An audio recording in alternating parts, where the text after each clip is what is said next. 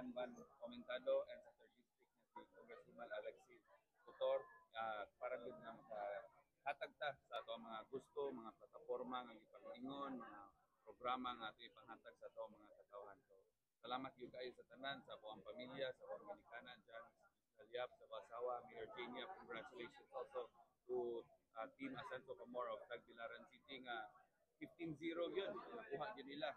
10 straight sa city lineup, apil ang mga councilors o apil ang mayor o vice mayor, 12-0 sila dito sa Tagbilaran City. So it speaks about the importance sa grupo nga makaabot yung taaning punto tungod kay ning salig gyud gihapon ang mga katawhan sa Asenso Camor style of leadership, which is consultative and participatory style of governance.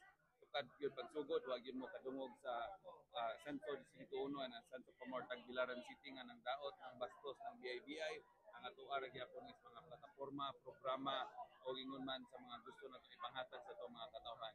And congratulations po ni Vice Governor Nick Besas nga kauban gyud nato ni sa una sa buhat sa siyudad sa Tagbilaran. So makatabang gyud ni og pagayo. Excited na kita, focus na punta sa trabaho. Ito ang panghinaot na mawa na ng mga pagdaot, pangbash, mga panghatag og mga fake news na ipang-link na ko bisag kinsa nga mga bae, lisod.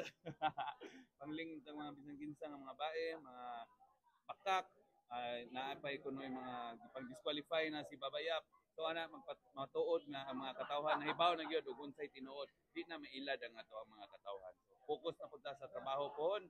Kunya makita-kita ra tagapunay sa atong mga higala sa media. Salamat gid kayo sa atong mga lideres, importante gyud kayo sa atong mga mayor, importante po kayo gid ang ilahang mga role sa tanan-tanan mga barangay officials tanan. If na pinalimtan og pasalamat basin unya taud-taud og insakto na kay wa pa gyud mo sink in ang panghitabo tanan.